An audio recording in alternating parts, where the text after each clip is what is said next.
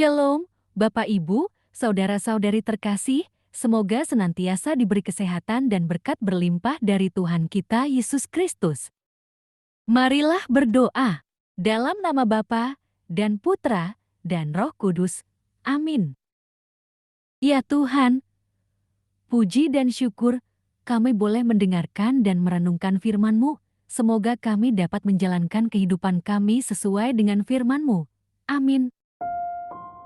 Renungan Harian Katolik, Jumat 4 Februari tahun 2022, Bacaan Injil, Markus 6, 14-29. Bacaan Injil, Yohanes Pembaptis dibunuh.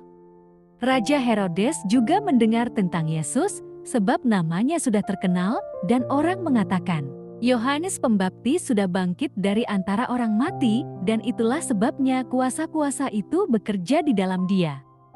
Yang lain mengatakan, dia itu Elia. Yang lain lagi mengatakan, dia itu seorang nabi, sama seperti nabi-nabi yang dahulu.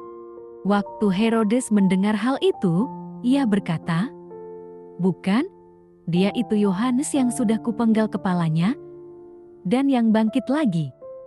Sebab memang Herodeslah yang menyuruh orang menangkap Yohanes dan membelenggunya di penjara berhubung dengan peristiwa Herodias, istri Filipus saudaranya. Karena Herodes telah mengambilnya sebagai istri. Karena Yohanes pernah menegur Herodes, tidak halal engkau mengambil istri saudaramu. Karena itu, Herodias menaruh dendam pada Yohanes dan bermaksud untuk membunuh dia, tetapi tidak dapat. Sebab Herodes segan akan Yohanes karena ia tahu bahwa Yohanes adalah orang yang benar dan suci, jadi ia melindunginya. Tetapi apabila ia mendengarkan Yohanes, hatinya selalu terombang-ambing, namun ia merasa senang juga mendengarkan dia. Akhirnya tiba juga kesempatan yang baik bagi Herodias, ketika Herodes pada hari ulang tahunnya mengadakan perjamuan untuk pembesar-pembesarnya, perwira-perwiranya dan orang-orang terkemuka di Galilea. Pada waktu itu, anak perempuan Herodias tampil lalu menari, dan ia menyukakan hati Herodes dan tamu-tamunya.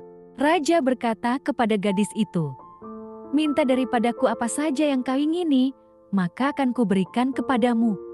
Lalu bersumpah kepadanya, apa saja yang kau minta akan kuberikan kepadamu, sekalipun setengah dari kerajaanku. Anak itu pergi dan menanyakan ibunya, apa yang harus kuminta? Jawabnya, kepala Yohanes Pembaptis. Maka cepat-cepat ia pergi kepada raja dan meminta, aku mau, supaya sekarang juga engkau berikan kepadaku kepala Yohanes Pembaptis di sebuah talam. Lalu sangat sedihlah hati raja, tetapi karena sumpahnya dan karena tamu-tamunya, ia tidak mau menolaknya. Raja segera menyuruh seorang pengawal dengan perintah supaya mengambil kepala Yohanes. Orang itu pergi dan memenggal kepala Yohanes di penjara. Ia membawa kepala itu di sebuah talam dan memberikannya kepada gadis itu, dan gadis itu memberikannya pula kepada ibunya. Ketika murid-murid Yohanes mendengar hal itu, mereka datang dan mengambil mayatnya, lalu membaringkannya dalam kuburan. Demikianlah sabda Tuhan. Syukur kepada Allah. Renungan Injil, konformitas ala Herodes. Dalam kehidupan sehari-hari, kata konformitas bukan kata yang sering terdengar di perbincangan halayak ramai.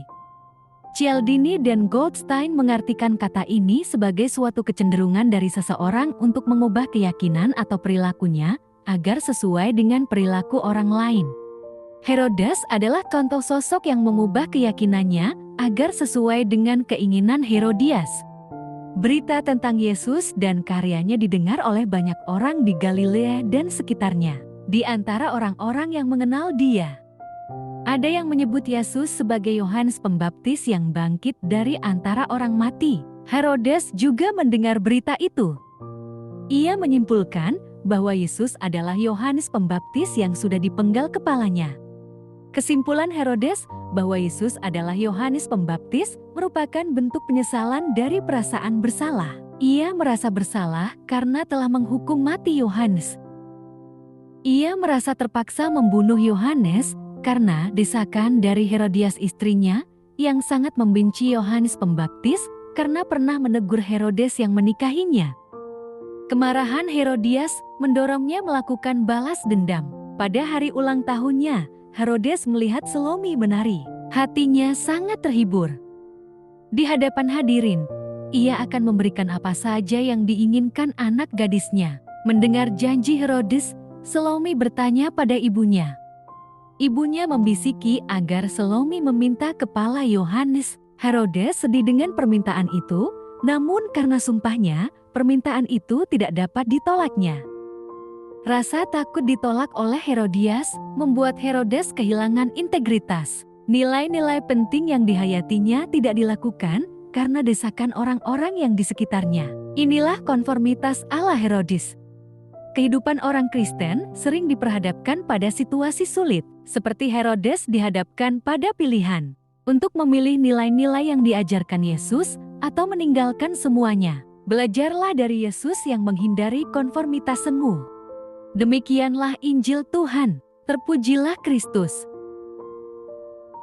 Allah Bapa umat manusia, kami bersyukur atas rahmat kehidupan yang Kau berikan. Semoga hati kami senantiasa memadahkan syukur, dan bibir kami memuji-muji nama-Mu sepanjang hidup kami, dengan pengantaraan Yesus Kristus, Putra-Mu, yang bersama dengan Dikau dalam persatuan Roh Kudus, hidup dan berkuasa, Allah, sepanjang segala masa. Amin.